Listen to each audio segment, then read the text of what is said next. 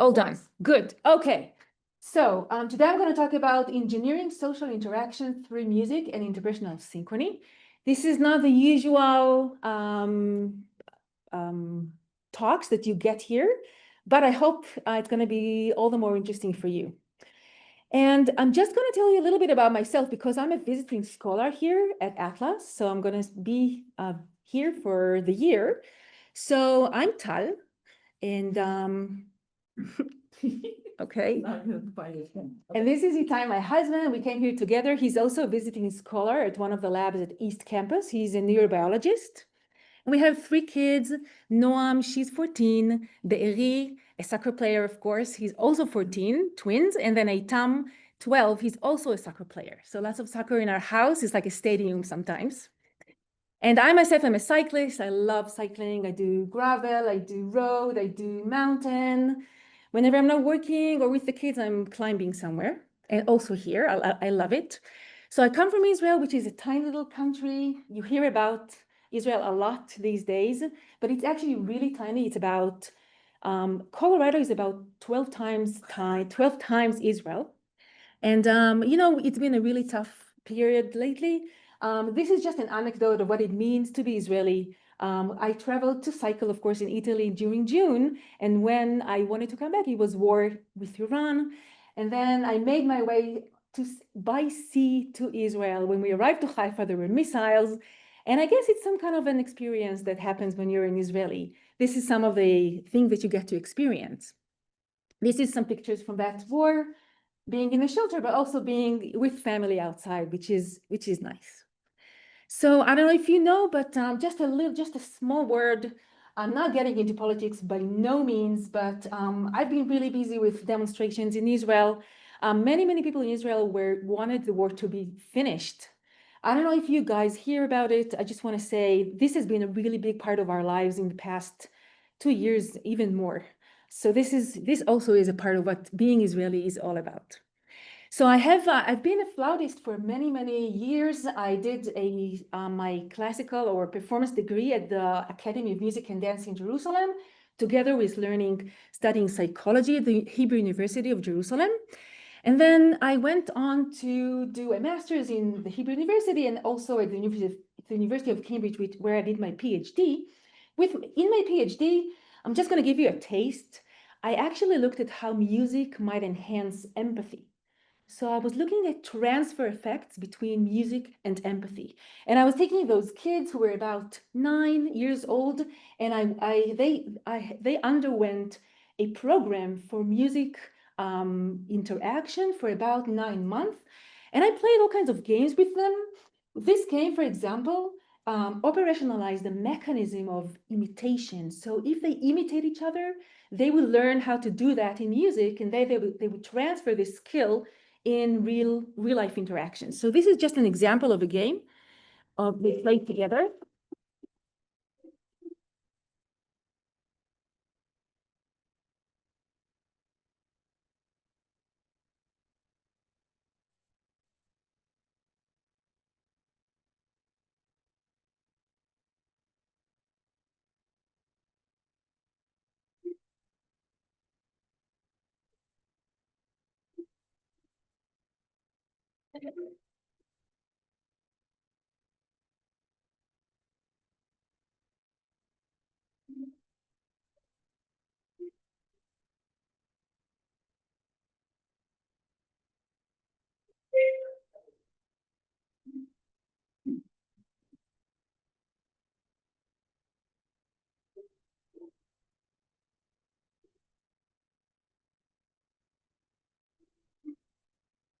Okay, and it continues.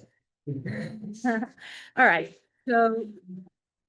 So the idea here was that these kids underwent this program, and then they enhanced their empathy, capacity for empathy, emotional empathy, following this program, when compared to children in the control group, which was all about storytelling and drama. So that was my PhD project.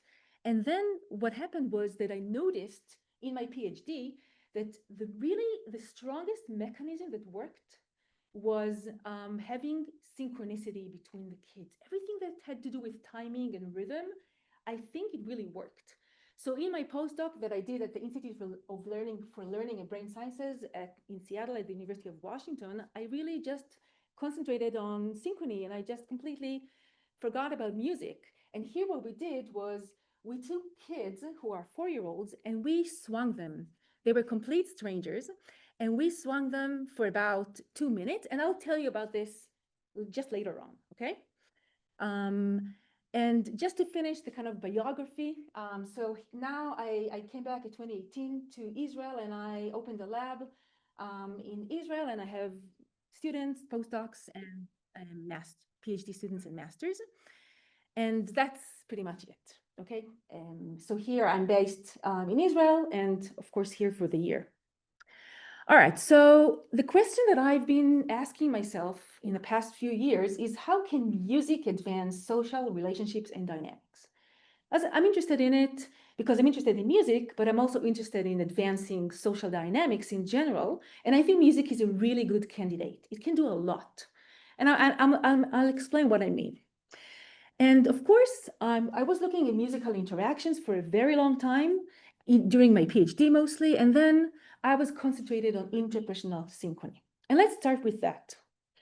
So interpersonal synchrony is when 2 or more individuals play music together or do something together. So here is an example from, I went with my soccer boys about a year ago to this game at the Premier League in England, and I didn't enjoy the game at all, but that was amazing.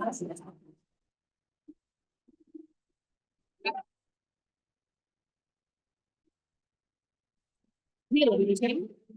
The way they sing together, the way they interact rhythmically with each other.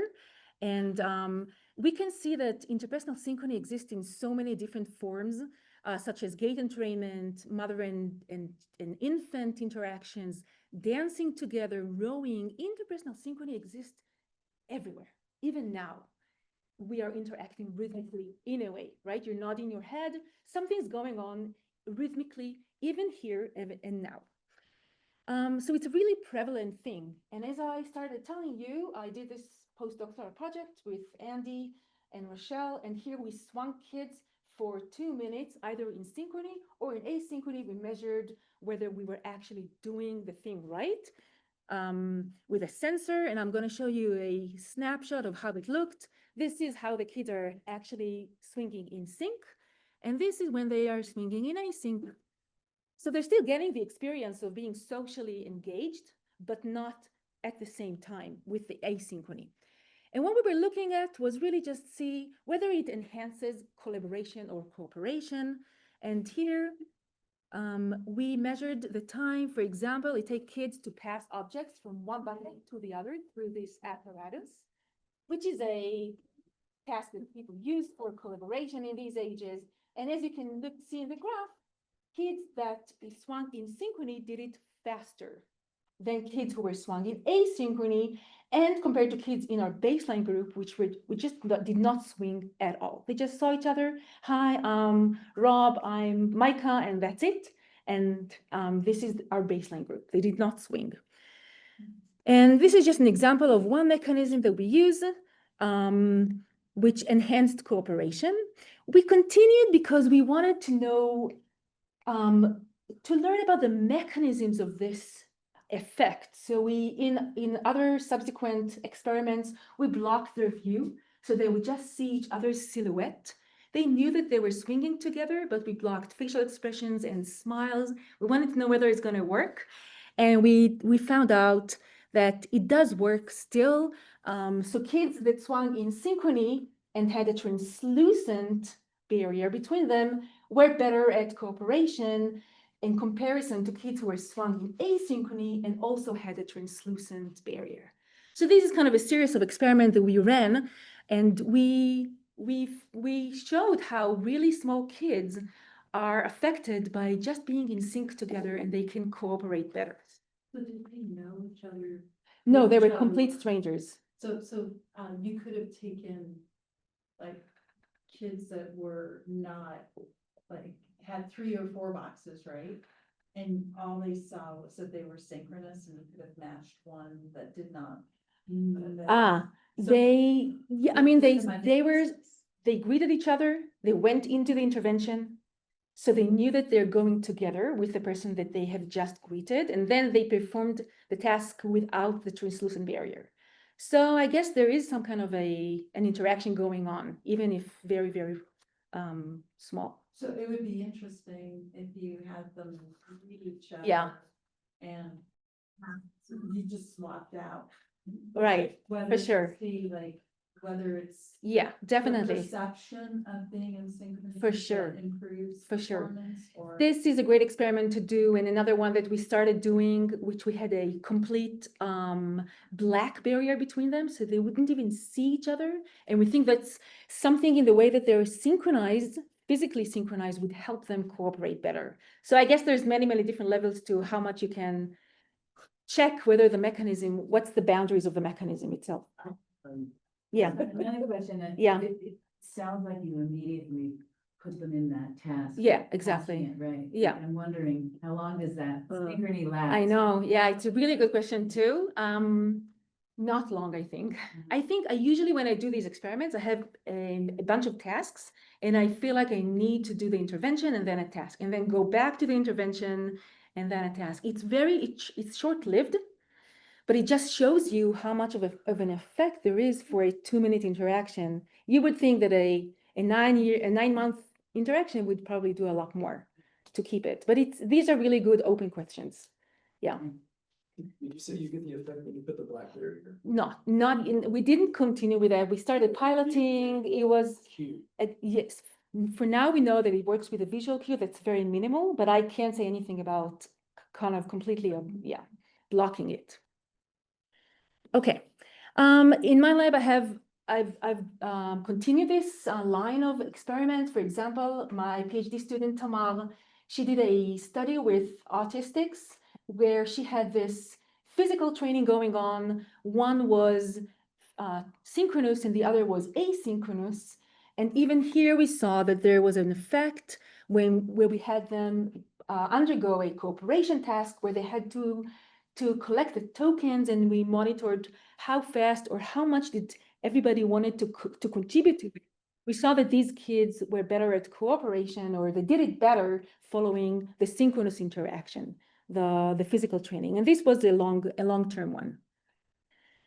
Okay. So I think I've showed you so far that interpersonal synchrony enhances cooperation through the children and the autistics. I've operationalized synchrony in many different ways. For example, through joint painting. So it doesn't matter how you do it, it's just doing it. So I've had some experiments on joint painting together, where we ask children what they think about these two interactions. It was COVID, so we couldn't actually do it. And they definitely saw that the synchronous interaction had more empathy, more closeness, more similarity between the people who were doing it, and overall better interaction quality that they saw just in this joint painting who was synchronous or asynchronous. Okay, I'm not going to get into this now. So interpersonal synchrony enhances cooperation, quality of interaction, and also in other experiments that I've done in my lab, I showed that interpersonal synchrony enhances closeness and similarity, and also positive valence. Okay, so I hope that until now, just to say that I have some ongoing experiments going on. I have some hyperscanning FNIRs, looking at the interactions between mothers and babies. We're comparing mothers at risk here, and we were looking at how this program would enhance synchrony, interbrain synchrony, and bonding in general. This is an ongoing experiment at the moment compared to a control group. And yeah, she sings to her kid, and this is my lab. So we're going to start. Yes. So they live in this kind of low socioeconomic neighborhood in Haifa, and the place, which is special for at-risk families, and they get this care for their infants. And we're joining that program, offering our program, and then they continue, the control is continuing care as usual for them in this center. So your interventional singing between mother and It's child? going to be a combination of music, kind of a music therapy oriented session where we teach the mothers to sing to the children, to be attentive to the sound that they do, to use music in their everyday care for the baby. So this is what we have in mind for this. We have music therapists who are actually running the sessions. So you're teaching the mothers attunement? Yeah, you could say that. Yeah. So it's like they're matching pitch, they're matching like It's movement? Yeah, I mean, it's more just kind of using a lot of movement and music when they care for the kid in their interaction, which they don't actually usually do it naturally, from what we know. Oh, so like, do you know in other socioeconomic groups or like education levels? Yeah, I think More- it's different there. It is. Yeah. Okay, interesting. Yeah. Other study that is currently being run at the lab is cyclists, of course. We want to look at synchrony between cyclists. And see whether it has something to do with their performance at competitions. So this is another project that is currently ongoing in my lab. Okay, so I hope I convinced you that interpersonal synchrony is good. I hope I did. But there's also the other side of the coin. So interpersonal synchrony also seems to enhance blind obedience towards in-group members, okay? It also reduces creativity and reduces group dissent. And it also enhances aggression towards out-group members, okay? So let's think about it for a moment. When we look at the positive effects of interpersonal synchrony, there's so many studies. You don't need to see it. It's just like a lot of studies. But when you look at the negative effects of interpersonal synchrony, you see there's really not so much going on. And yeah, so it's possible that synchrony has a dark side, and I was really intrigued by it. I wanted to understand it. So I'm gonna kind of lay out why I think this is happening, and to answer how does interpersonal synchrony work and why are there both positive and negative outcomes to interpersonal synchrony. And I'm going to start with this little movie that I think is going to explain something. You're not going to believe this, but here in Singapore, chewing gum is illegal. And if you get caught with it, you can face a huge fine, or even worst case scenario, go to jail. But no, you're thinking to yourself, James, that's ridiculous. And honestly, that's Okay. You probably know that chewing gum in Singapore is really bad and you can get fined, and you don't do that, right? Okay. Let's see another movie. Lighting up in protest, these marijuana users in Bogota are demonstrating against a presidential decree banning personal drug possession. Nosotros somos personas que hacemos uso. We are not It's also forbidden in Colombia, but it's okay to do it, okay? So these are two different scenarios of something that's forbidden. In one case, you do not ever do it because everybody knows that you're going to get fined, you're going to get punished. But in the other case, it's going to be okay. Yeah. You just have to ask the general question. How much, if any, is there research being done on cross-cultural basis for this kind of, if you will, tribal behaviors? Is that something that's pretty well documented and looked at, or is it really not something that really comes on? So when you say tribal, you mean synchrony or Tribal is sort of a cultural. Mhm. You're doing it across different. Right. And you're doing the research. Right. How much Yeah. correlation is there between Yeah. different cross-cultural? Yeah, I'm just wondering if there's. for sure. work. There is work being done, actually a lot of work in this area because it's so interesting and it's so it seems like it's evolutionarily adapted. It's a really, really ancient mechanism, synchrony, it helps us in so many different ways, of course. And there is a lot of cross-cultural studies going on. And it's pretty much the answer is yes, it exists in every culture. it's being used to enhance cohesion between group members. It helps societies be more collective, as I will just discuss in a moment. So yeah, I think there is a lot of that going on. Just the difference between sociological research and, if you will, biological research, it does sort of come into overlap here, which is fascinating. Right, yes. Okay, so it's actually, I'm getting into the sociological lens here, using a sociological theory to explain what I think is going on here in interpersonal synchrony, why it has positive as well as negative sides to it. And as I was just saying, these are two different systems, and a very, very kind of well-established theory in sociology is the tight and loose. I don't know if you've heard of it or not, but it just means that having countries like this who are very tight are countries which everybody knows that the rules are going to be kind of enforced, right? It's tight. There's nowhere to go, right? If you chew gum in Singapore, you're doomed, okay? Other societies which are looser, it's okay to do things, like that. It's okay. It's yeah, it happens. So these are looser societies in general. And what I did was to take this theory and try to think how it maps onto interpersonal synchrony. And I'll show you what I mean. So let's play a little game together. I'm gonna here you see that there are tight systems and loose systems. I'm not yeah, so, and then, I don't know if you can see, this is prioritizing social order, and this is openness to norm violations. Like the Singapore and the Colombian, right? Okay, so I'm gonna say a word, and you can tell me if you think it's high or low. Is it high here in tight system, obedience, you think?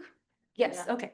So in tight countries, tight systems, obedience is really high, but it's low on openness to norm violations. What about group dissent, high or low for tight systems? Low, exactly. And then creativity, it's low, it has been shown. And individualism, what do you think? It's low or high? It's low, it's very high for, it's low, sorry, it's low for the tight systems, and collectivism is going to be high for the social, for the tight systems. So this is kind of the gist of what it means to have different tight and loose system. And of course, I'm interested in interpersonal synchrony. Where does that fit here in this system? And pretty much it's clear that interpersonal synchrony is a tight system. And I told you before that it has been shown that interpersonal synchrony has high obedience, no or less group dissent, less creativity, and probably more collectivism embedded into the system. And what it means that, just hang on just a little tighter with the theory, interpersonal synchrony is a tight system, but it means that it actually creates common group membership. Now, common group membership is bad and good because it's good because social cohesion is in the sky.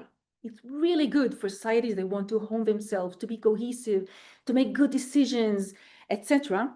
But it's very bad because common group membership also means that there's aggression towards out-group members. So there's like, no free lunch, no free lunch. It's just the good and the bad embedded together in this system of interpersonal synchrony. So interpersonal synchrony fits the profile of a tight system, and I'm doing ongoing experiments to actually see if this is the case. Can I find positive and negative aspects here? So I'm doing both. At the moment, running triads. We've finished the whole study of adults. Now we're doing the second study with children, looking at both positive and negative group behaviors. Let me just give you an example here in my lab. Adults are drumming together, either in synchrony or in asynchrony, and then I have them undergo a bunch of tasks, which are about cooperation, about group dissent, about blind obedience. They're asked to crush bees. Yes. Yeah. What are they crushing? I'm asking them to crush bees into this crushing machine, but it's not really, of course, being crushed yet. I want to know how obedient they are. My Yeah. question is. Yeah. I'm wondering if this behavior or this dissenting behavior or aggressive behavior may appear more in the size of the group. So if you have groups of people Mhm. with just 2 people. Yeah. That's very different than if you have 100 people. all Right. acting together. Yeah. And how they. Yeah, so that's true. So first of all, the minimal group would be 3, so 3 people, but I don't know the answer to it. I think my hunch is that it gets stronger as the group enlarges, is larger, because there are so many people who are who want to follow the rules so that it becomes even harder to negotiate or to show group dissent. I remember I read about it. I don't remember that there is an answer to it. And probably there's like this U shape or kind of a golden number for how to manage group decisions in the best way. But yeah, it's interesting. Yeah. Okay. I also have this experiment with children. The children are playing this game together. They need to get up when either in synchrony or in asynchrony. It's a little different than the adults. And I also have them do cooperation, group dissent, and blind obedience. So negative and positive at the same time. So I'm hoping I'm going to get really interesting results. I don't have the final results yet. And this is going to be the first study that really shows what's going on together at the same time in the same experiment, whether how are the relationships between the positive and the negative are being formed within a group? Yes. Just a pretty small question. Nature. The kids are standing up and sitting down. Do you have like a quite literally a blocking of a sound that's made unless they've stood up or sat down? Or, just curious about. So right. So to do that, so what's going on in this setup is that they have electronic tappers, right? And then one of their ears is covered with the headphone where they get a signal on how to do that. And if they need to get up, it says whoosh, and then they need to get up and then take a seat. So they can hear their signal, and at the same time, the other ear is open to hear everything else. You're asking about the motivation to do that? I was mostly curious to know your gateway behaviors, instead of having just a sound to actuate the child to stand up. Are you maybe preventing something from happening? So that unless they stand up, you see what I mean? A gateway approach as opposed to, just dynamic sound. Right. No, I mean, I haven't done anything of I did not engage them in gait specifically. Yeah, the idea is cooperative behavior as Mhm. opposed to dictatorial. So it's somewhere in between. It's like, if I understand with your question, I'm thinking about it in agency terms, or yeah, Not so much agency. yeah, If you will, group behavior. right. Group cooperation. Uh-huh.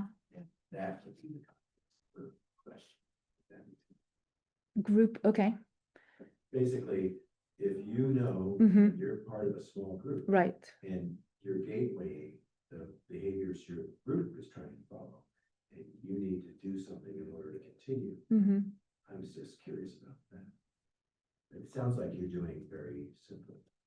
Yeah. simple. Yeah, I think so. Yeah, okay, So Sophia is saying something. okay. So really interesting work. Sophia, you wanna say it yourself? How do you think about people playing improvisational music together? Okay, that's the next step. Okay. Really good question. Okay, amazing. All right, so of course I went back to music. I told you I started with music with my PhD. I completely left it. Then I did interpersonal synchrony for many years, I guess. And then I want to go back to music and see what's going on. What is music loose or tight? That's the question that I've been asking.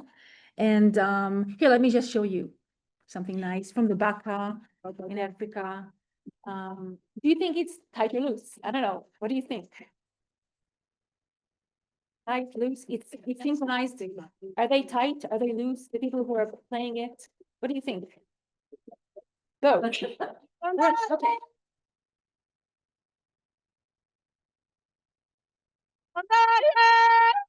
Absolutely. So, music, it depends how you use it. Do you play from notes? Maybe you're a little tighter. Are you improvising? You're loose, right? You can do whatever you want. You have individualism embedded in the interaction. So music is tricky because it has many different forms of interaction.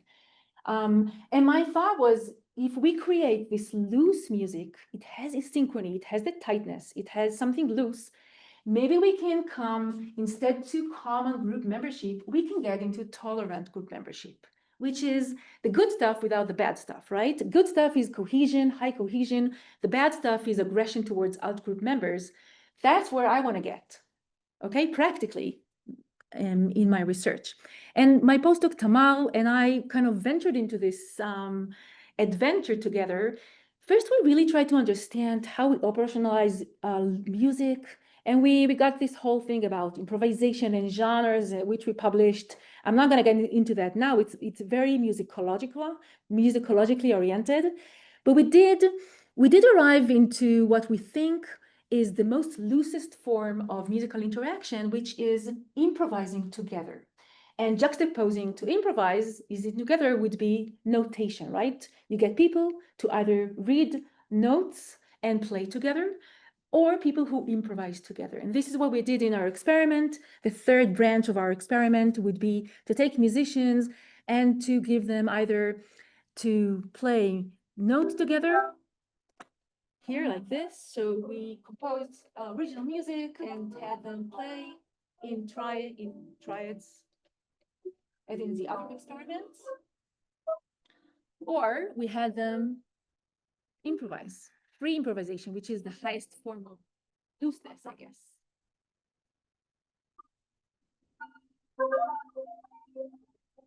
And then we're doing the same measure that we did before, right?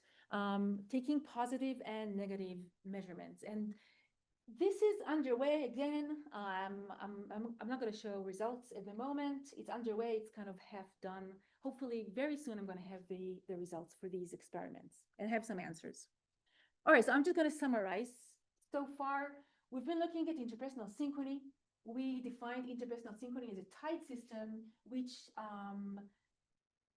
gets us into common group membership.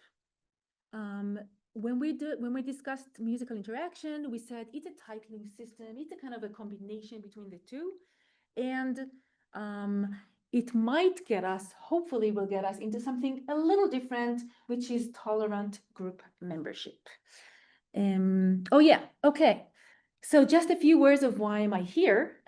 What am I doing here? This is very different from, as I said, what's the research that's being done here usually.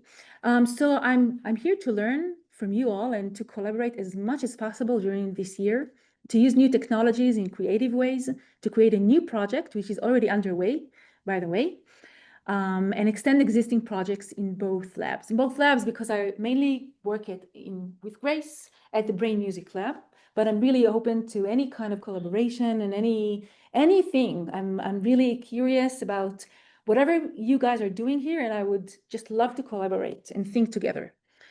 Some ideas that we have would be to combine biofeedback in the musical interaction, which Grace have done in the past, but to see how it affects social interactions, which is, of course, my area. And then extend interbrain synchronization, which has been done here. Mother-infant physiological responses, I say, is also projects that I have in my lab, and that these are projects that are also going on here. And create a tactile synchronizing tool, which I really wanted to do that. And I think it's so easy for Grace's students to do, it's just easy to do. Can we synchronize using a tactile kind of signal? Would it be enough for us to do cooperation, to be cohesive, to be aggressive towards out-group members, etc.? Would it be enough for us to actually just with a tactile? And that's it. Thank you very much.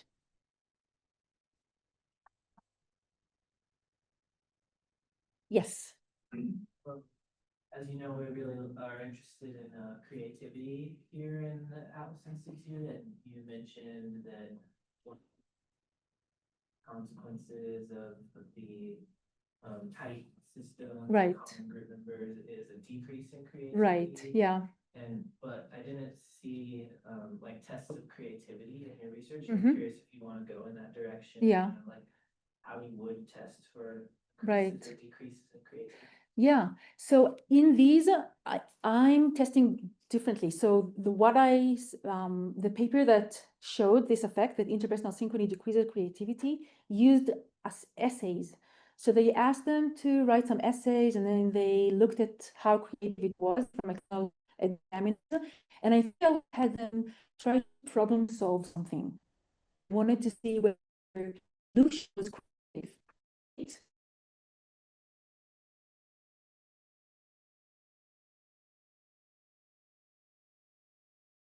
Circles, and we ask them to just draw whatever they want in the circles, and there's a formal way to analyze how creative it is. So there's a scale. So this is what I'm doing at the moment with creativity in my lab, and we already see actually that there is a difference between synchrony and asynchrony. So definitely with the asynchronous group, it's more creative than when compared to the synchrony. So it's true across these three different measures. But there's just one study that actually published it, and this study, so it's not a lot still. Yeah. So your first video from the UK of the children playing together. Yeah. They seemed like they were synchronized at times and then they were Mhm. not at other Right, times. right. So to me, that seemed like and it was just like that middle ground. Mhm. So they had enough structure and form to create. So Absolutely. there's like this body of interests that Yeah, boundaries help you. Yeah. Creativity. exactly. So, are you maybe going back to that research might be an interesting thing? to Yeah. Be like, synchrony does play a role. It does like, and sometimes part of being, in relationship with other people is that you have to go off synchrony to come Mhm. back to synchrony. Right, So, and that's what those kids did really well. They brought playfulness. right. In that environment. I wholeheartedly agree with it. And I think this is the way to think about it in terms of how far can it get us socially, would be to think about it in getting in entrainment, maybe words or terms. Entrainment is a gradual coming into synchrony. It's not the synchrony itself, it's the way to get there. Mm. And I think this is a much better term that we want to reach. And it happens in music. You're in and out all the time. And I think the intentionality of trying to be in sync, this is where things happen. So if I were to think about the kids in the UK and why would they become more empathic, it's because they were searching all the time to be in sync. And then they're searching when they see you, they're searching, right? What's going on with you emotionally? Do I empathize or not? So I think this search and this kind of emotional effort that they're doing, I think that's that's the active ingredient, I think. So absolutely, I agree. And Yeah, I think the same happens with the soccer game, right? So like something Yeah. instigated that moment where everybody starts singing. Like the wave. Right, so there's chaos, and then there's like that moment of. let's be together, let's be cohesive, exactly, yes, yeah. I'm thinking of this also in terms of team dynamics, right? Yeah. Because you have this, you want collaboration, Mm-hmm. and maybe at times they're all synchronized, but then they may break off. But Right. in the end, the product Mm-hmm. is much stronger with that, right? Right, Than if they were all working together. 'Cause right, they'll interfere in a way, Yeah. or if they're completely separated. And they exactly. do their own things and then they don't fit together. Yeah, I agree. It's like you can absolutely in life. I mean, in our personal lives, right? When we have something that breaks or we're in this kind of a bad position, usually we rise above the point where we were before. So I think it's the same. We're just writing this paper about psychotherapy, and how people in psychotherapy think that synchrony is the best, because they look at synchrony between therapist and client, and they analyze it and they see that it's really good. But on the other hand, some things are not consistent in the literature. But then if you think about the breaking points and how you come up from there, maybe that's a way to think about embedding asynchrony into therapy too. Right. So, yeah. I'm thinking of where it becomes harmful because this kind of codependence, if you will, right? Like you want it to be helpful, too much of it may end up being harmful. Exactly. I say that about relationships in general. Exactly. Also, when my son is really angry, if I'm gonna get synchronized with his anger, or I'm gonna really feel his fast heartbeat, it's not gonna be helpful, right? I need to give him the contra effect. So it's true in general. Yeah. So in one of the earlier things in the UK, where it was like the kids playing music, you said that there was other side of it where you were looking at kids who were just doing like a collaborative story. Yes. And when you're looking at like interpersonal synchrony, music lends itself well to that because it is very like it's by nature rhythmic and like there's room for improvisation. But I'm wondering if in any of your more recent stuff you've had a sort of similar analog where it's been looking at like interpersonal synchrony, maybe through like storytelling or like with kids maybe playing pretend, because that still does kind of have a little bit of like room for. I agree. Like you follow the rise and fall of the story or whatever. I agree. And as has been said here, it's not just the moments of being together that are the most important. They are very important. But having looked at those videos and analyzed them even, because I've had them play, say, a game where they need to say a word. I even tried to rhythm it, kind of, but it's not keeping the same, it's not having the same quality of interpersonal synchronization that music has. And it's not that I'm, of course, against having just pretend plays. These are so important, but for other things, I think. And also having competition in these, a lot of competition arose from that group where they were playing verbal games, but not so much from the music group. And that also kind of got into the model of music is something that usually people do not quarrel about. So they can have different perspectives, right? Because I can play something and I'm thinking about a bird and you're thinking about, I don't know, your mother, and it's okay because you have different themes or different things that you're occupied with and we're not going to fight about it because music has these internal qualities. So, yeah. sorry, I'm a drummer, and so when we have a drum circle, even if we are 200 people, we will believe we're in sync. So it's not about we hit the note exactly at the same time, but somehow we agree to the structure. So if I say gun gun gun go, go, so some of them you're gonna hit the one, some of them you hear three, some of them have different sound, but then somehow we hear the pattern, we synchronize with that pattern, even though we're not hitting the same note at the same time. Yeah. So I think many of the things you're measuring is you are in sync of something you can hear and you see and measure. But in music, there may be hidden structure that people perceive, and they are still jamming together. They're still in sync, even though they're not hitting the note at the same time. So you hear them, they are in sync. Yeah. So I was just thinking about the word of using synchronization. Then in the music sense, then it's not the synchronization, not exactly you hitting the same note at the same time, but within the structure. So that, sorry, I just like that bothers me. So I keep thinking like, why do I say I'm in sync even though we're not hitting the same note? And we actually overlap when we hear something as a pattern that somebody else start playing or to do something, and then okay, that's within the structure, breaking the structure a little bit, and people start jamming at it. Yeah, and I think it's a flexible and it's also a subjective, right, notion of being in sync, because we could be completely off of each other. Like I do this and you do this, and we're going to be completely synced. But somebody else who hears it, they could say maybe it's not that much. But my point is that when people may not think we are in sync, but we actually in sync because we follow the structure. We probably the interpersonal, if we do something together, might be coordinating. So Sophia actually has a question about you mentioned you have used many different synchrony contexts where the experience of synchrony happens through different action and Right. sensory modality. For example, the sense of balance when swinging, or the tactile synchrony task that you are working on next. So do you have a hypothesis about whether how the body is engaged matter for the effect of the Scrambled synchrony? that a little. Do you have a hypothesis about whether or how the way the body is engaged matters for the effect of synchrony? Thank you. Yeah. Sorry, scramble there.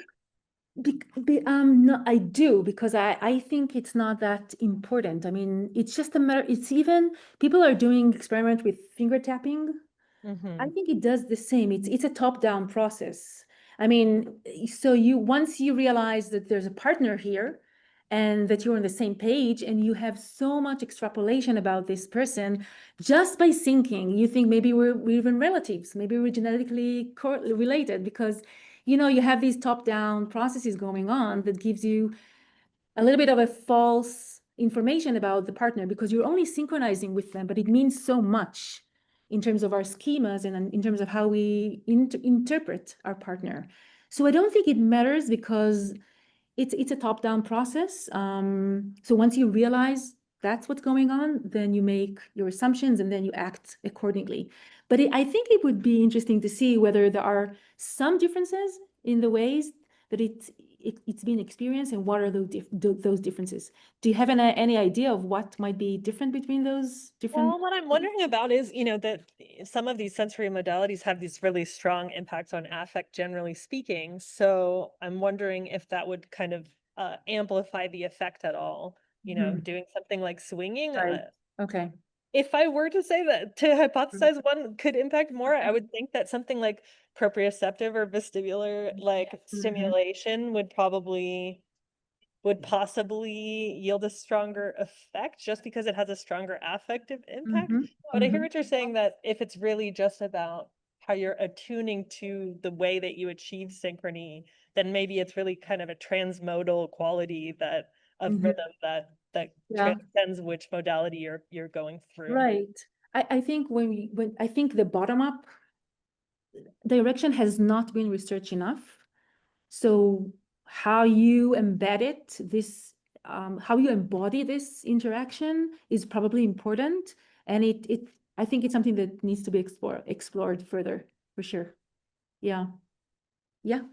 Yeah, I love your work. It's really, really interesting. It seems like you're pressing on some very fun questions. I'm curious if you've noticed or researched anything, even or found any effect, like anecdotally, of the in-group synchronicity and the out-group synchronicity, and people who, like observers, who might show some of these benefits. Yeah. Because I mean, it makes me think of audience members. Yeah. And there's nothing less synchronous than free improvisational capacity for audience members. Yeah. Not in every case, but Yeah. I just think it's kind of funny. I'm curious. Yes, it's a really interesting direction. There has been some studies. I did not yet do that. It's kind of iffy. One study says yes, spectators or somebody who observes are also part of the effect. Another study says no, it doesn't happen. So I think it depends on many different factors that have not been kind of probably met the same in these two studies. So I don't know the answer. We're going to do this. There's a concert here coming up on November 8th. We're going to do this study about synchronicity between spectators. I think maybe we're going to have some answer to this soon. Here it's coming up. So, but these are really interesting questions. I have my own hypothesis, but I would need to test it, I guess. I'm curious to hear it. My hypothesis? Okay. What are your hypotheses? I think we have a similar hypothesis. Okay. I imagine, if you're part of the in-group, if you're out dancing and you're observing it, and you're part of the synchronicity if you're embodying it, or it doesn't necessarily have to be physical. I suppose it could be mental. Yeah. I think a lot about when artists at performances ask everybody to wave their hands back and forth. And it's an interesting synchronicity, but I don't know, yeah. Yeah, I'm actually kind of going the other way around. I do think that it's such a strong experience to be synchronized and to play, that having somebody outside, even watching it, it depends. If it's a performance, maybe it's different because you are part of it. But if you're just three of you are just jamming together, right? And there's a person on the outside, he's outside. He's an out-group member now. And I think that that would make a difference in terms of how the people in the group would conceive and perceive them. So I would actually think that they would be treated as out-group members, even though they're watching it. But if it's a performance, maybe it's going to be different because they're part of it. Right, So I don't know. yeah, context, I guess. Exactly. Yes. Yeah. Sorry. Yes. I just, be like, it's very interesting. It's striking to me how well it's now sounds to religious ceremony where it's Mhm. the entire point and Yeah, we are singing together. And absolutely. how do you like? Understand? It's actually, I started there. I mean, I grew up in an Orthodox Jewish in Israel person, and it started from singing and these really being in the synagogue and just understanding how powerful it is, these experiences. And then I was a flute player playing in an orchestra, and I felt the same emotions. So it's absolutely, it's feeding into this. It's definitely it's there. Yes. Yeah. Yeah. I was just curious if polyvagal theory, have you adapted any of that into your thinking and concepts around this? Can you say more about it? What do you mean? Just how the role of the vagus nerve plays Mm. between two people. Right. Is developed a cycle. I would love to do that. I haven't done that so yet, but definitely. Yeah. Yes. When, in your most recent thing, you were talking about where there was a triad of people. Yeah. Are you looking at them as a group, or are you doing any like individual observations, like when they're doing music, when they're playing music together, like are any of them like taking on like more like Yeah. roles, and how does that contribute to like whatever task they're doing? Yeah, that's a really good idea. Not at the moment, but maybe I could consider it because I have some joint measures and I have some individual measures like creativity, for example, which they actually doing. It would be really interesting to take a look at the individual level. Yeah. Sorry to cut it short. Okay. Faculty. Oh, yeah. There's a faculty meeting coming in. Okay. Yeah. Thank you very much. Thank you.